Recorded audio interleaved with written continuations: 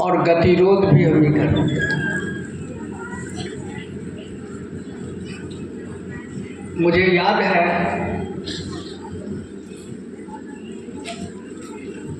23 अप्रैल 2002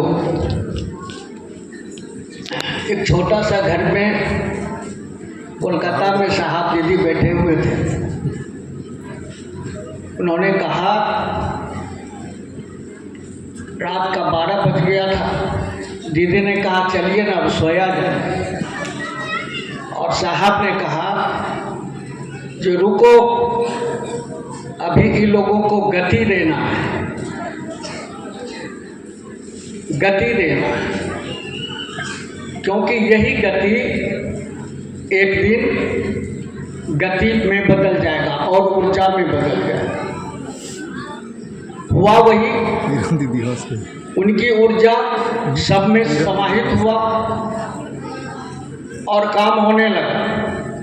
काम हुआ, बाद में आपने कहा जिनको, जो शिव मेरे गुरु हैं, आपके हो सकते हैं, आप ही ने उनको गति दिया। और जब वह गुरु भाई गुरु बहन आगे बढ़ने लगा तो हम ही को होने लगा, जरे हम ही तो इनको बोले महादेव गुरु है, ये हमको दाब के चल रहा है। यहीं पर गतिरोध पैदा होता है। अगर हम समझें, जो मेरे बच्चे,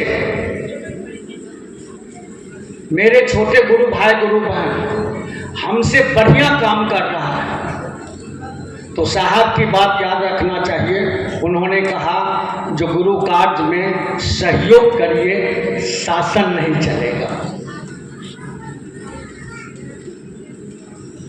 जो लोग दूसरों को कहते हैं शिव मेरे गुरु हैं, आपके हो सकते हैं, और उनको करने के लिए कहते हैं, तो हमें सहयोग देना चाहिए, हमको उनको रोकना नहीं चाहिए। कोई गतिरोध नहीं हो, लेकिन इस मानसिकता से निकलना चाहिए, क्योंकि हम लोगों को शिव की ओर बढ़ना है, साहब की ओर बढ़ना है, दीदी माँ की ओर बढ़ना है। यही कारण है जो गतिरोध हो जाती है। इस अहंकार को छोड़िए। एक बार मुझे ये अहंकार हुआ था, मैं अपनी अनुभूति एक रखूँगा। मुझे ये अहंकार हुआ था जब मैं ही कलकत्ता में महादेव का काम किया। लॉकडाउन का समय था, शायद एक दिन के लिए मिला था। लॉकडाउन कुछ घटने के बाद तो मिलने का मौका मिला था।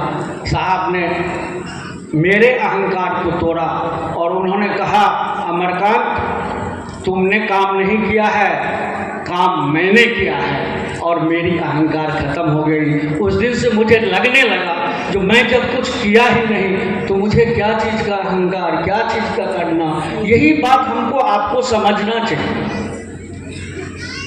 सब साहब करते हैं, सब दीदी करते हैं, उनका संकल्प है, और वो अपने संकल्प में हमको आपको शामिल किया है। ये हमारा आपका सौभाग्य है। इसीलिए किसी भी चीज पर गतिरोध नहीं करना चाहिए। आप सबों को मेरा प्रणाम।